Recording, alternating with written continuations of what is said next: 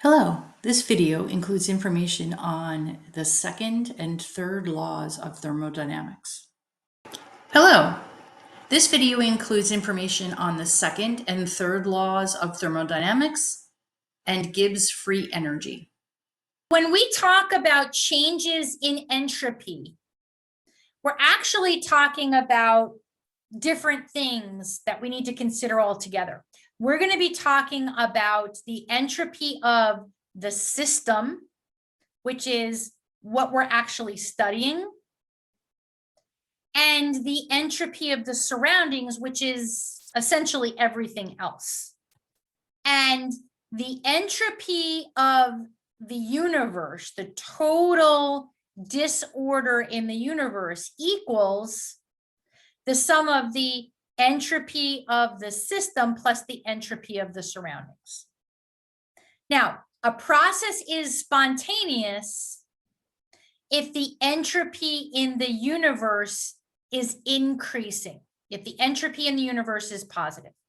So if the entropy of the universe is negative, if the overall disorder in the system, in the universe, in everything, is going down, the process is non-spontaneous. That doesn't happen.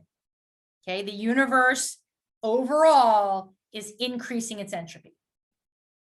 And if the entropy change for the universe equals 0, that means the system that we're studying is at equilibrium.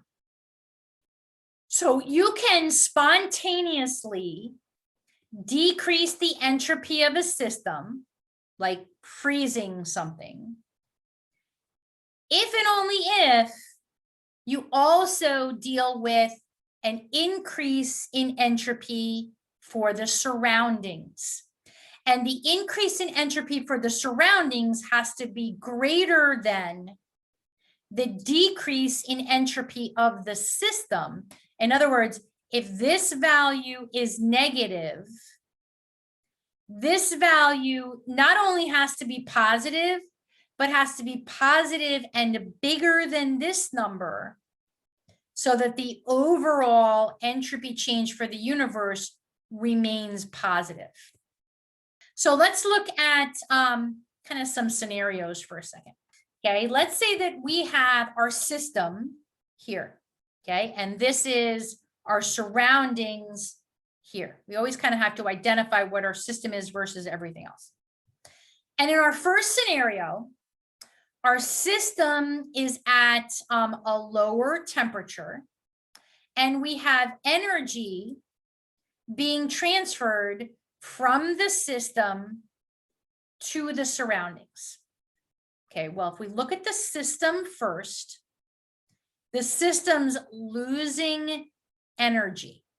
And our temperature is always going to be positive because it's always going to be in terms of Kelvin. And Kelvin is an absolute temperature scale. So this value for the entropy change for the system is negative. Okay, the system is losing energy. The particles are going to be more ordered in the system. If we were to look at the surroundings, well, in this scenario, the surroundings are gaining energy. So the entropy change for the surroundings is positive. Now, the system's entropy is going to be changing at a much greater magnitude than the surroundings are. So the overall entropy change for the universe would be negative, and that's not possible. Well, energy isn't going to flow from low to high. That makes sense that our delta S value is a negative value, is less than 0. So now let's look at the next scenario. So now we've got our system here. We've got our surroundings here. The surroundings are at a higher temperature than our system, so hotter, colder. And this time we want to study energy being transferred from the surroundings into the system. So that means that the system is gaining energy. Q is positive, which means the amount of energy or the entropy change for the system is positive. Well, the surroundings are losing energy, so Q is negative. Our entropy change is going to be negative, but again, because the system is so much smaller than the surroundings, this is much less significant a change. So our system is positive. Our surroundings are negative. The positive supersedes that negative value. So in this case, the entropy change for the universe overall is positive. Well, energy flowing from high to low makes sense that it's going to be an increasing entropy value. Now, this third value, we have our system here, and we have our surroundings here. And this time, the system and the surroundings are at the same temperature. Energy being transferred from the system to the surroundings. So the system would have a negative Q. The surroundings would have a positive Q, but the temperatures are the same. And if the temperatures are the same, this value is equal and opposite to this value. And our delta S for the overall universe is 0. We're actually at equilibrium. Energy isn't going to flow from the system to the surroundings. The only scenario out of these three scenarios that's actually going to be spontaneous would be this middle scenario where energy Q is being transferred from the hot universe into the cooler system. Let's ask a question, and we'll do a little bit of math to kind of show it. Okay. Why does water freeze below 0 degrees, but it doesn't freeze above 0 degrees? If we were to look at freezing, okay, we're going from a liquid to a solid. So the randomness or the disorder or the entropy for the system, the water, is going down. So delta S for the system is going to be less than 0. It's going to be a negative value. Now, if we talk about going from a liquid to a solid,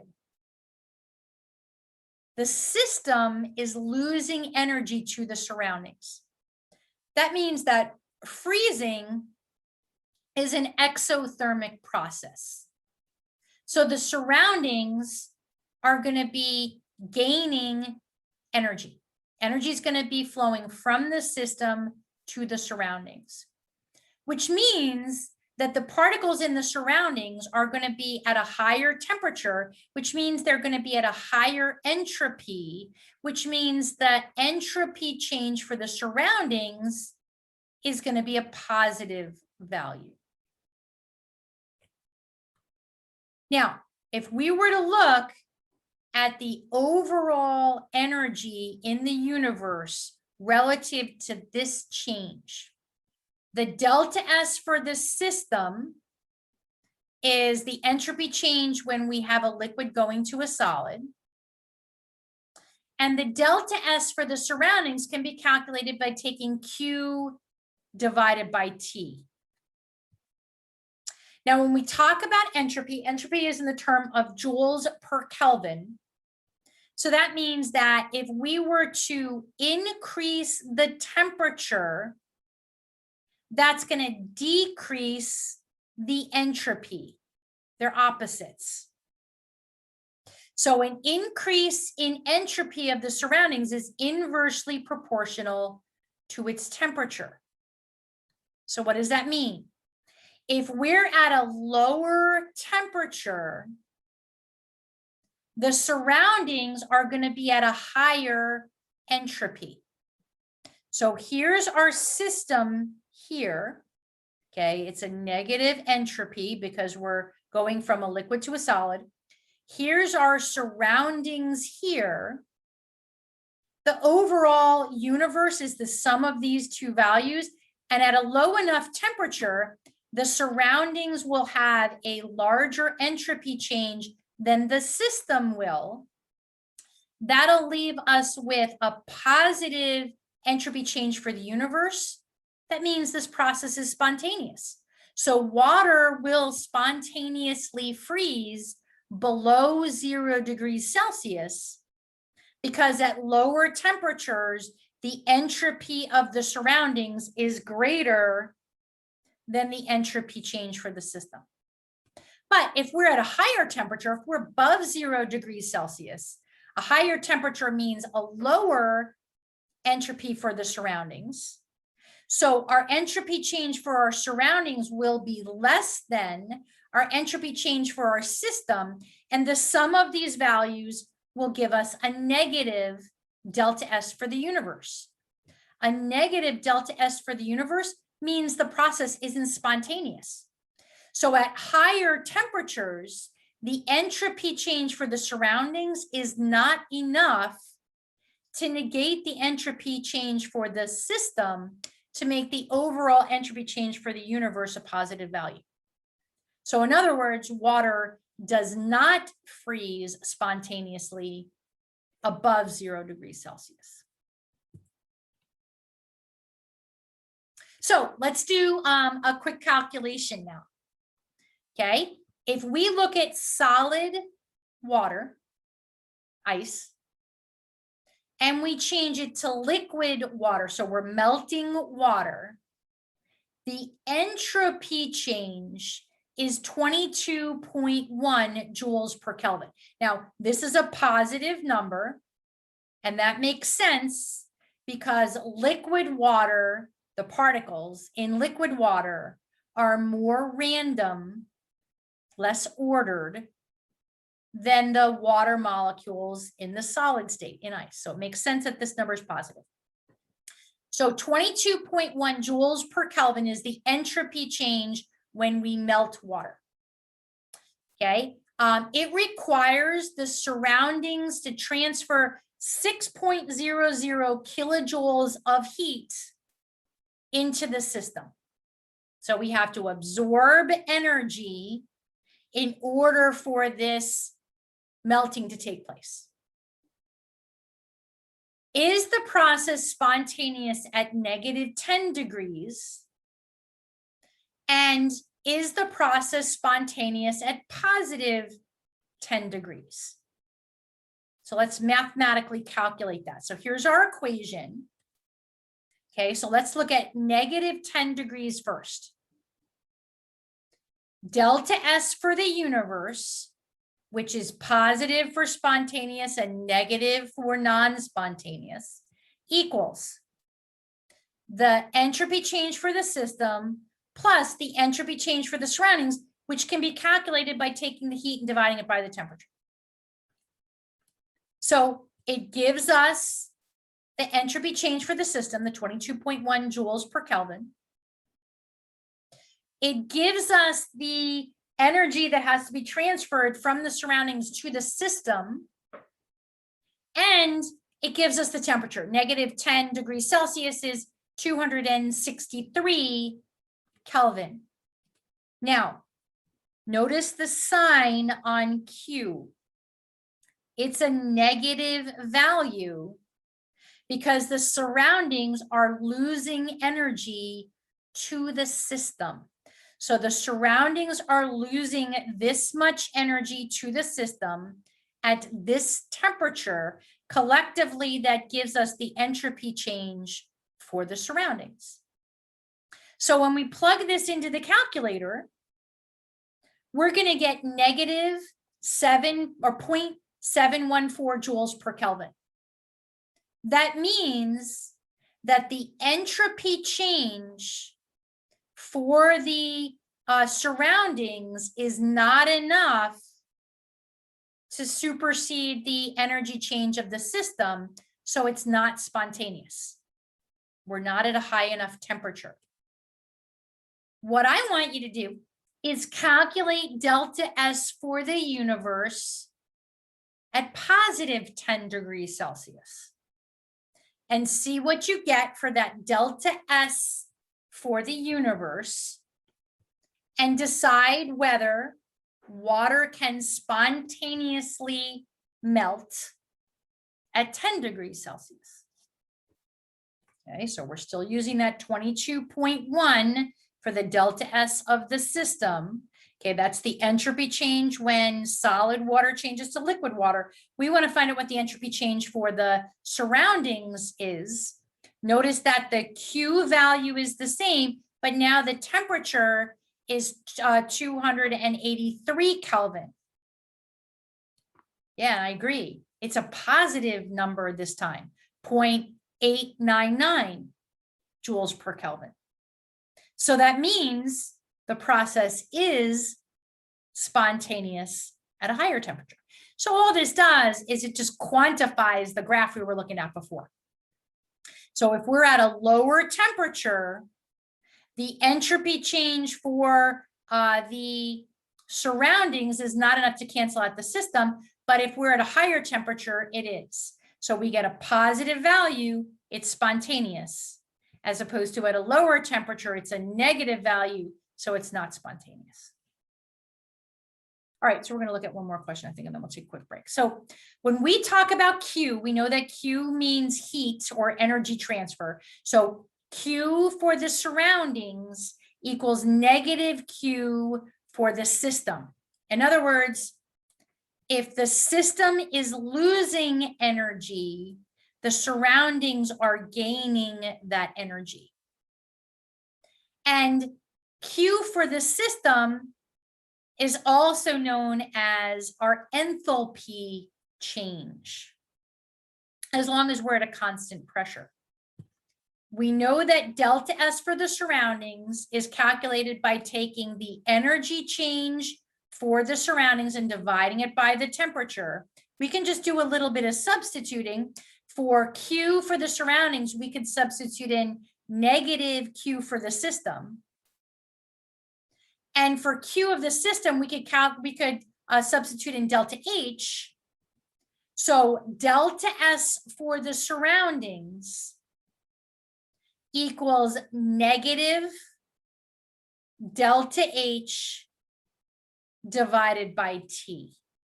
So the entropy change for the surroundings will equal the negative enthalpy change for the system divided by the temperature of that system.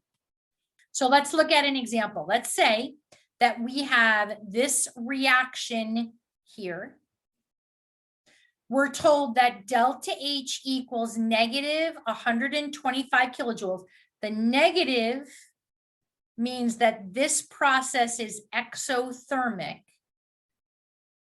We want to calculate delta S for the surroundings at 25 degrees Celsius. So this system is giving off energy to the surroundings. How is that going to affect the entropy of the surroundings? So negative delta H over T is the equation we want to use. Now, if delta H is negative 125, negative 125 gives us positive 125.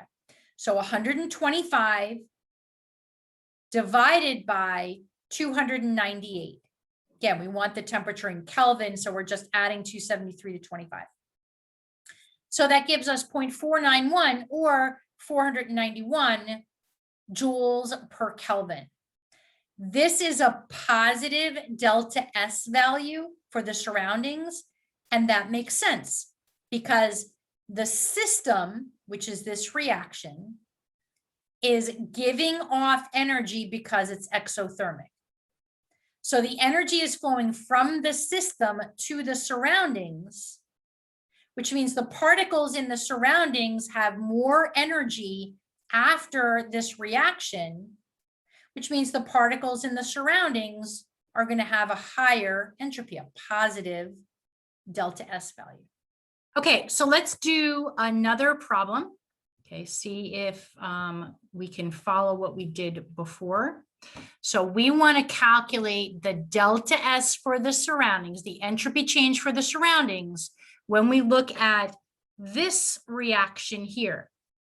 Okay, same kind of problem, except that delta H this time is a positive value. That means this reaction is endothermic, which means the system, which is this reaction, is absorbing energy from the surroundings. So the surroundings are losing energy this time. So calculate your delta S for the surroundings for this reaction. This system is endothermic, okay, a positive delta H value, which means that our surroundings are losing energy. So negative 778 kilojoules divided by 298 Kelvin. And again, we want that in terms of our absolute temperature scale. So we're just adding 273 to 25. So we get negative 2.61 or negative 2,610 joules per Kelvin. Again, the important thing is this negative sign, because if our entropy for our surroundings is negative, it means that the particles in the surroundings are becoming less disordered, or the entropy is going down. And that makes sense because the particles in the surroundings are losing energy when we look at an endothermic process. So when we talk about entropy, okay, by definition, the entropy of a perfect crystalline solid at 0 Kelvin is 0. What does that mean? Okay, well, it means that if we're at 0 Kelvin, there's only one way for the particles in that perfect crystal to be arranged, because the particles essentially have no energy. They're not moving around anywhere. They can only be in one place. So if we were to plug that into our equation, the natural log of 1 is 0. So the entropy is 0. Entropy values for everything else is measured against the absolute 0 of entropy. As the temperature increases, the entropy increases. And we can use these values to do calorimetric measurements. So when we talk about our entropy values, we're going to be looking at values at 0 Kelvin to 298 Kelvin at 1 ATM. And we're going to be dealing with what's called the standard entropy changes for these substances. So if we were to look, it's just on a table. Let's kind of just look at some of these numbers. You would never memorize them. You just have to know what to do with them. But let's take a look at some of them. Like if we were to look at, let's say here, we've got gaseous water versus liquid water. Okay, well, gaseous water has a higher entropy value than liquid water. That makes sense. If we were to look at C2H5OH and compare it to CH3OH, okay, C2H5OH is a more complex molecule. It's going to have a higher entropy value than CH3OH would be, just to give us some general ideas about what those numbers are. So what are we going to use that for? We can calculate the entropy change for a reaction. And we do that by taking the total entropy change for the products and subtract the total entropy change for the reactants. Now, the V stands for the stoichiometric coefficient in the balanced equation. Okay, it just means the coefficients when you write your balanced equation. This is a sigma sign, it just means the sum of. So what we would do is take the entropy values for the products in a chemical reaction, multiply them by the coefficient in the balanced equation, because these values are per 1 mole, and perhaps you have more than 1 mole in a balanced equation. And then you would add all of the products together, and that's what would go here. And then you'd take all of the reactants, multiply them by the coefficient in the balanced equation, and add them together. And that would give you the sum of the entropies for the reactants, and subtract that from the products. So here's kind of an abbreviated table over here, just for things that we need in these questions. So we want to calculate the entropy change for these two processes. So let's look at A. We'll do A together, and then I'll have you do B on your own. So first thing we do, which we should do for all problems, is write down the equation. So here's our equation. The entropy change for the reaction equals the sum of the entropy changes of the products minus the sum of the entropy changes for the reactants. So for A, we only have one product. It's gaseous water. So we would take gaseous water. So 188.71 times 1, because the coefficient here is a 1. And there's only one product, so that's what would go here. And then we'd look at our reactants. We've got liquid water. We find liquid water over here at 69.91. And there's a 1 for the coefficient here. So 1 times 188.71. Okay, now this is kilojoules, or sorry, joules per mole Kelvin. We're going to multiply it by moles. The moles cancels out. We're left with joules per Kelvin. Here's our products.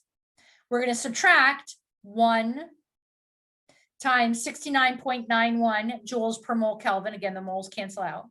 That's our reactants. And we're going to get 118.8 kilojoules per Kelvin. So that's a positive value for our enthalpy of reaction. We're going from a liquid to a gas. We would expect the entropy to increase. So we would expect this value to be positive. We're going to do the same thing for B. It is a little bit more complicated, but look at the products first. Okay, you're going to find lead chloride times 1 and hydrogen times 1, and that's the sum of your products. Okay, that's what you'd put here. You're going to subtract 2 times HCl plus 1 times PB. And see what you get for your value, and then see if that value makes sense. So I'll give you a minute, plug those numbers in. And I modeled the first question. So show your work in the second question the same way. And that way you're much more likely to get the right answer. Okay, just kind of putting stuff in the calculator or doing half the work on the paper, it's more likely you're going to make mistakes. Okay, so just be careful, show all of your work and see what you get for the enthalpy, entropy change for reaction B. Okay, so we're going to take 1 times lead chloride plus 1 times hydrogen. So this is the sum of the products.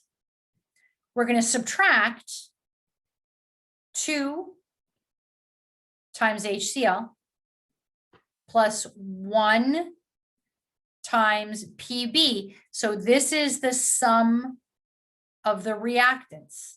Okay, notice the moles cancel out. We're going to be left with joules per Kelvin. And we get negative 171.8 joules per Kelvin. Now, we can predict whether that makes sense. Well, we're starting with 2 moles of gas here. We're ending up with 1 mole of gas here. Well, that makes sense that we would expect the entropy to go down for the reaction, and it does.